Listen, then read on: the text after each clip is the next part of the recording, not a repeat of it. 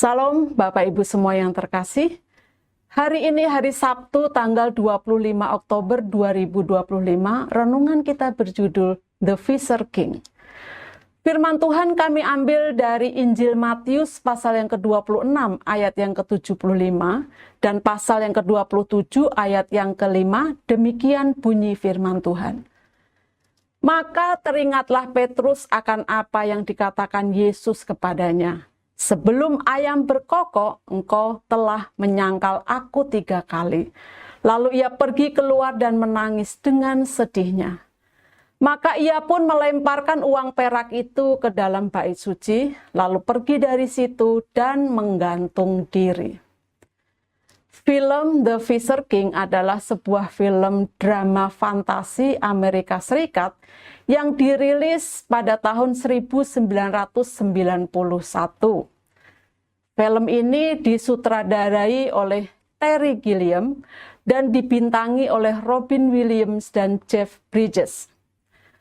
Film ini dikenal karena menggabungkan elemen realita, fantasi, dan mitologi, serta memiliki pesan mendalam tentang penebusan, kasih sayang, dan pencarian makna hidup. Jack Lucas diperankan oleh Jeff Bridges adalah seorang mantan penyiar radio yang sinis dan egois. Suatu hari, komentarnya di radio tanpa sengaja mendorong seorang pendengar melakukan penembakan massal di sebuah restoran. Hal itu menghancurkan karir dan hidup Jack, membuatnya tenggelam dalam rasa bersalah dan depresi.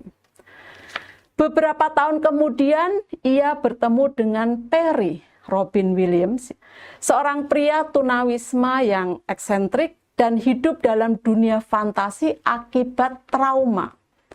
Ternyata, Perry adalah seorang mantan profesor yang kehilangan istrinya dalam tragedi penembakan yang disebabkan oleh Jack.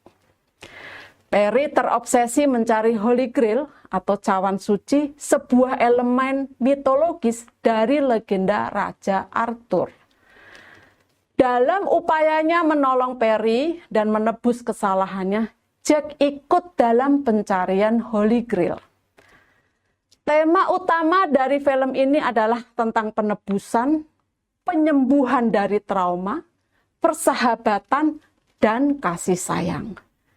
Asal-usul judul Fisher King merujuk pada mitologi The Fisher King, seorang raja yang terluka dan hanya bisa disembuhkan jika ada orang yang cukup tulus datang untuk menyembuhkannya. Ini menjadi metafora utama dalam film tentang luka batin dan bagaimana pengampunan serta kasih bisa menjadi penyembuh. Hari ini kita akan merenungkan tentang salah satu tema dari film ini, yaitu tentang cara menebus kesalahan. Dalam film itu kita mendapatkan bagaimana cara menebus kesalahan yang benar yang dilakukan oleh Jack Lucas, yaitu bukan hanya lewat permintaan maaf, tetapi melalui tindakan nyata. Setelah menyebabkan tragedi lewat ucapannya, ia bertemu Perry, pria yang hidupnya hancur karena kejadian itu. Jack lalu berusaha memperbaiki luka yang ia sebabkan dengan membantu Perry menghadapi traumanya. Dalam proses itu, Jack tak hanya menyembuhkan orang lain, tetapi ia juga menyembuhkan dirinya sendiri. Di dalam Alkitab, kita menemukan kisah Yudas Iskariot yang mencoba menebus kesalahan yang dia lakukan dengan cara yang salah, yakni dengan menyesal. Seharusnya Yudas tidak hanya menyesal, tetapi juga bertobat.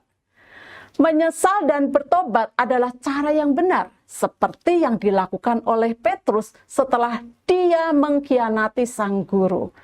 Petrus menyesal, bertobat, dan kembali kepada Tuhan. Dan buah dari pertobatannya adalah ia kembali melayani. Alkitab mencatat Petrus yang telah bertobat akhirnya berkhotbah dan 3.000 orang bertobat. Petrus menjadi pemimpin utama gereja mula-mula. Bagi kita yang saat ini ingin kembali kepada Tuhan, kita tidak hanya perlu menyesal, tetapi harus menyesal dan bertobat. Kata-kata bijak, menyesal dan bertobat adalah tindakan yang harus kita lakukan ketika ingin pertobatan kita diterima oleh Tuhan. Bapak Ibu, mari kita berdoa. Bapa di surga, hari ini aku mau bertobat dari semua dosa-dosaku. Mampukan aku untuk hidup dalam pertobatan. Dalam nama Tuhan Yesus aku berdoa dan bersyukur. Amin. Puji Tuhan, kami mengucapkan selamat berakhir pekan. Tuhan Yesus memberkati kita semua.